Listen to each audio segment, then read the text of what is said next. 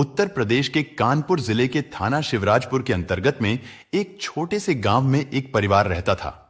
इस परिवार में 13 दिसंबर 2024 की शाम को शादी में जाने की तैयारियां चल रही थीं, क्योंकि परिवार के सभी लोगों को 13 तारीख की रात नजदीकी गांव में होने वाली एक शादी में जाना था। लेकिन तभी उनकी 17 साल की बेटी किशोरी ने उन्हें शादी में जाने से साफ मना कर दिया। घर वालों ने उसे काफी समझाया और मनाने की कोशिश की, लेकिन वो टस से मस नहीं हुई। आखिरकार जब कोई तरीका नहीं निकला तो 13 तारीख की रात बाकी सभी लोग शादी में चले गए और लड़की घर में अकेली रह गई। फिर अगले दिन यानी 14 दिसंबर 2024 की सुबह लगभग 8 बजे जब यह परिवार शादी से वापस लौटा तो उन्होंने घर का दरवाजा खटखटाया, लेकिन उनकी बेटी किशोरी दरवाजा नहीं खोल रही थी। तो काफी देर तक दरवाजा खटखटाने के बाद परिवार को चिंता होने लगी। इसके बाद शक होने पर उन्होंने दरवाजा तोड़ दिया और अंदर जाते ही जब उन्होंने बेटी के कमरे का दरवाजा खोला तो उनकी चीख निकल गई। दरअसल इनकी 17 साल की बेटी किशोरी, जो 12वीं कक्षा की छात्रा भी थी, जिसने शादी में जाने से मना कर दिया था, वह अपने कमरे में अपने बेड पर मृत अवस्था में पड़ी हुई थी। घर वाले जब इस लड़की को पास जाकर देखते हैं तो पता चलता है कि इसकी सांसें नहीं चल रही हैं और सर्दी के कारण उसका शरीर भी अकड़ गया है। इससे भी बड़ी बात यह है कि यह लड़की नग्न अवस्था में पड़ी हुई थी, यानी कि जिस वक्त पर इसके परिवार वाले वापस आए तो उन्होंने देखा कि उनकी लड़की के शरीर पर एक भी कपड़ा नहीं है, जिसे देखकर घर वालों की चीख पुकार शुरू हो गई। यह चीखने चिल्लाने की आवाजें सुनकर पड़ोस के बाकी लोग भी वहां पर इकट्ठा हो जाते हैं, पर किसी को समझ नहीं आ रहा था, क्योंकि रात तक तो यह लड़की बिल्कुल ठीक थी। फिर अचानक रात भर में ऐसा क्या हो गया। इसी दौरान पड़ोस के एक शख्स ने यह दृश्य देखकर इस मामले की तुरंत पुलिस को सूचना दी। थोड़ी ही देर में कानपुर पुलिस मौके पर पहुंची और जांच पड़ताल शुरू कर दी। शुरुआती जांच में पता चला कि 13 दिसंबर 2024 की रात यह परिवार एक शादी में शामिल होने गया था और उन्होंने अपनी बेटी किशोरी से भी चलने को कहा।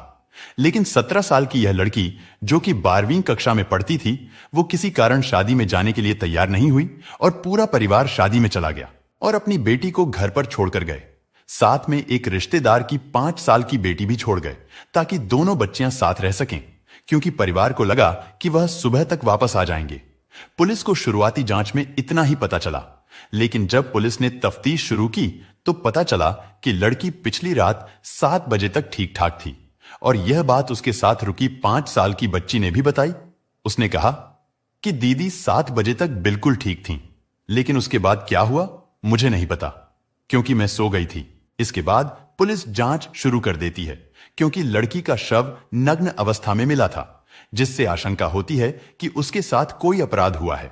इसी कारण पुलिस तुरंत फॉरेंसिक टीम को बुला लेती है और फॉरेंसिक टीम पूरे कमरे की गहराई से जांच करती है और आसपास मौजूद हर संभावित सुराग को इकट्ठा करने लगते हैं।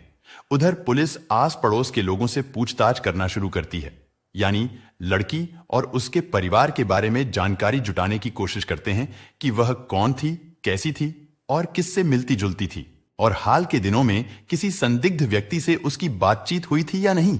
स्थानीय लोगों से सीधे और सहज भाषा में सवाल किए जाते हैं ताकि वे खुलकर अपनी बात कह सकें और जांच में मदद मिले।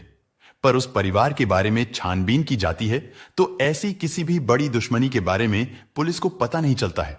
लेकिन फॉरेंसिक टीम शुरुआती जांच में यह बताती है कि इस लड़की के साथ जोर जबरदस्ती करने के तो कोई निशान नहीं है और उसके शरीर पर कोई इंजरी मार्क भी नहीं था। तो इससे यह तो साफ जाहिर हो गया था कि इस लड़की के साथ कोई जबरदस्ती तो नहीं हुई है।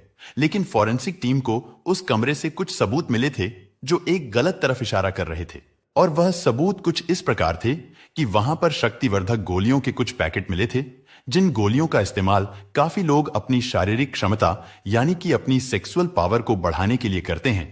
उस तरह की गोलियों के कुछ रैपर मिले। साथ ही वहां पर सेक्सुअल इंटीमेशन के दौरान जो सेफ्टी का इस्तेमाल किया जाता है उसके भी कुछ पैकेट मिले थे।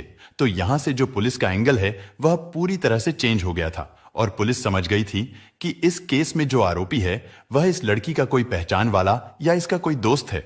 इसके बाद पुलिस उस बॉडी को पोस्टमार्टम के लिए भेज देती है और इस केस की छानबीन शुरू कर देती है।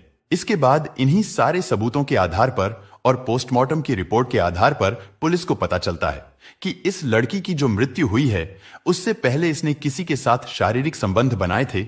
यह पोस्टमार्टम रिपोर्ट से भी साफ हो ही गया था। इसके बाद अब पुलिस ने लड़की के मोबाइल नंबर की CDR यानी कॉल डिटेल रिकॉर्ड निकलवाई तो उस डाटा में पुलिस को एक ऐसा नंबर मिला जिस पर लड़की ने आखिरी बार बात की थी। यह कॉल 13 दिसंबर 2024 की शाम करीब 7 बजे हुई थी। पुलिस ने जब उस नंबर की डिटेल निकलवाई तो पता चला कि यह नंबर कुलदीप नाम के एक व्यक्ति का है जो नेवादा गांव का रहने वाला है। नेवादा गांव उस जगह से करीब 20 किलोमीटर दूर था जहां लड़की की मौत हुई थी। अब पुलिस के लिए यह लड़का अहम कड़ी बन गया था क्योंकि आखिरी बातचीत इसी से हुई थी। तो जहां यह लड़का 20 किलोमीटर की दूरी पर रहता था उसके पास एक दूसरे गांव में पुलिस ने बिना देरी किए इस लड़के को गिरफ्तार कर लिया और शक के बिना पर जब इससे पूछताछ की गई तो शुरुआती जांच में ही पुलिस को पता चल जाता है कि हो ना हो यह लड़का इस केस में इन्वॉल्व है। और पुलिस जब शक्ति से उस लड़के से पूछताछ करती है तो इस पूरे मामले का खुलासा हो जाता है। यह लड़का पुलिस को बताता है कि इसका नाम कुलदीप है। तो कुलदीप नाम का यह लड़का सारी बातें पुलिस को बताता है कि पिछले 3-4 महीनों से यह दोनों दोस्त थे लेकिन फिर दोनों में प्यार हो गया था और इसी के चलते वह लड़की उसे बताती है कि 13 तारीख को घर में कोई नहीं रहेगा और तुम मुझसे मिलने आ सकते हो। जिसके चलते कुलदीप 20 किलोमीटर चलकर अपनी गर्लफ्रेंड से मिलने के लिए उसके घर गया था और शाम के करीब 8 बजे यह उसके घर में गया था। घर में 17 साल की किशोरी थी जिसकी मृत्यु हुई थी और साथ में एक 5 साल की रिश्तेदार की बेटी भी थी जो पहले ही सो गई थी। इसके बाद लड़का अपनी गर्लफ्रेंड के साथ फिजिकल रिलेशन बनाता है लेकिन शारीरिक संबंध बनाने से पहले यह कुछ शक्तिवर्धक गोलियों का इस्तेमाल करता है। इन गोलियों की वजह से उसका ब्लड सर्कुलेशन बढ़ जाता है, उसे ज्यादा थकान भी नहीं होती।